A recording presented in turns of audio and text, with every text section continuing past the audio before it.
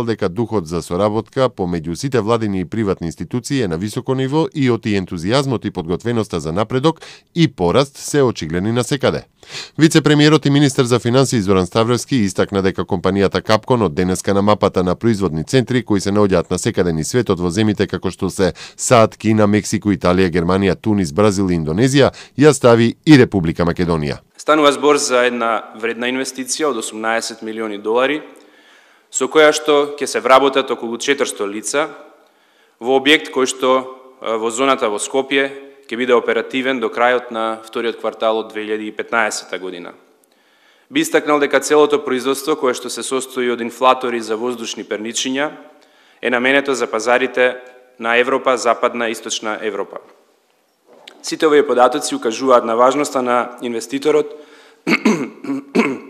кој што од голем број на инвестициски дестинации ја одбра токму Македонија. Со Капкон, информира Ставровски, разговаравме и за можноста и нивна ориентација во иднина и тие да најдат македонски партнер кој што ќе снабдува дел од материјалите што се потребни за нивното производство. Новата инвестиција според Ставровски целосно се вклопува во намерите на македонската влада да се привлечат глобални реномирани компании кои ќе направат значајни промени во македонската економија. Тие промени веќе се случуваат во зоните од страна на глобалните компании кои инвестираа, отворени се над 11.000 работни места досега, а според најавените странски инвестиции кои со сигурност ќе се реализираат во наредниот период се очекуваат уште 13.000 работни места, посочи Ставровски. Благодарение на новите инвестиции во зоните во Македонија, нагласи Ставровски, сега се произведуваат производи со повисока додадена вредност, како автобуси, машини, електрична опрема и слично. Кумулативниот извоз од фабриките во зоните до крајот на ноември достигна милијарди и 62 милиони евра, а според Ставровски тој извоз е во рапиден пораст и ќе продолжи и во следниот период. Околу 55% е зголемувањето на извозот годинава, споредено со лани. Тоа ни дава уверување дека и во иднина ќе имаме позитивен тренд во трговската размена и оти Македонија со извозот ќе постигнуваат добри резултати и во времења кога во европската економија состојбите не се толку добри, рече Ставровски. Република Македонија може да смета на поддршката на новиот председател на Европскиот совет, Доналд Туск, во однос на членството во Европската унија, порача председателот на македонската влада Никола Груевски по денешната средба со Туск во Брисел. Како што јавува МИА, наследникот на Херман Ван Ромпуј се интересирал за реформите во земјата, ги пофалил потезите во економијата, а најголемиот дел од средбата минал во дискусија за причините за грчката блокада за започнување на пристапните преговори на Македонија со Унијата, а тоа е наметнатото прашање за името. Средбата помина одлично. Зборувавме за приоритетите на Европската унија и приоритетите на Македонија. И начинот и постапките како побрзо да се приближиме до Европската унија. Јас се фокусирав на многуте реформи кои што ние во земјата ги правиме, многуте напори што ги вложуваме во различни сектори и навлего во неколку од секторите, во секторот судство, во секторот администрација, најновите сега што се во секторот образование и во економијата. Беше доста вака позитивно изненаден од нашиот прогрес во економијата, тоа фактор што ние сме во моментот земја со втор најголем раст после Англија во Европа, минатата година трет најголем раст. Доста прашуваше околу тоа детали, околу извозот, кои компоненти се излезуваат најмногу и како сето тоа го обезбедуваме, какви ресурси, на кој начин и така натаму. Се разбира, неизбежно беше да се спомне и главната пречка за започнувањето на преговорите. Неговата поддршка имаме, ние се познаваме многу долго со господинот Туск во рамките на ИПП.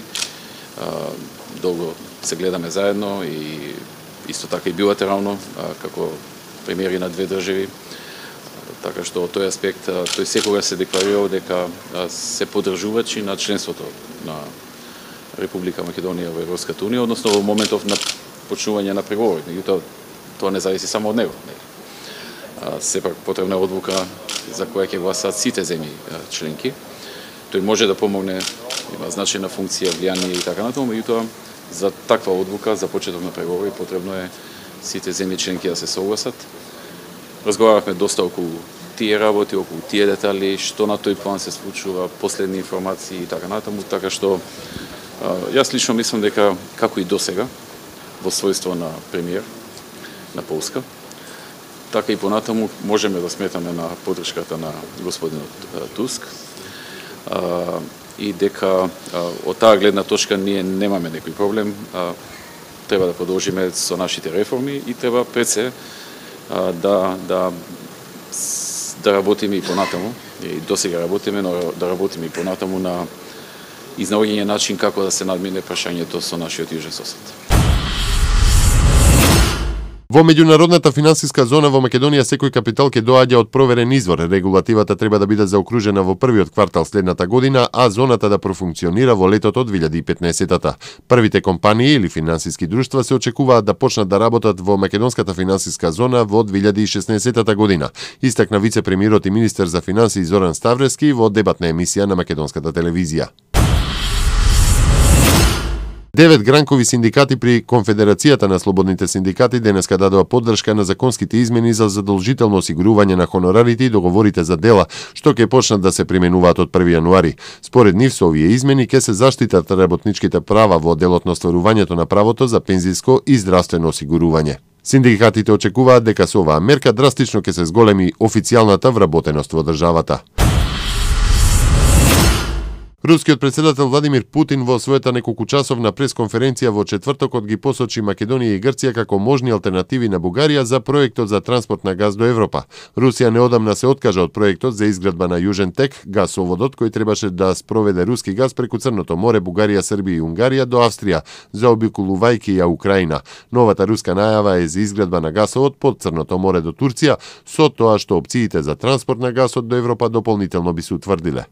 Одлуката главно ќе зависи од нашите европски партнери, дали сакаат стабилно, загарантирано и апсолутно транспарентно снабдување со енергенси од Русија, кои им се апсолутно неопходни, и тоа без ризици при транспортот. Ако сакаат, одлично, можеме да почнеме да работиме на гасовод до Македонија преку Грција, кој ќе продолжува кон Србија и ќе оди до Баумгарден во Австрија. Ако не го сакаат, тогаш нема да го градиме. Но факт е дека нема поевтин и посигурен снабдувач од Русија и во блиска иднина нема ниту да има, изјави Путин на прашање како понатаму ќе се развиваат руските проекти за извоз на природен газ.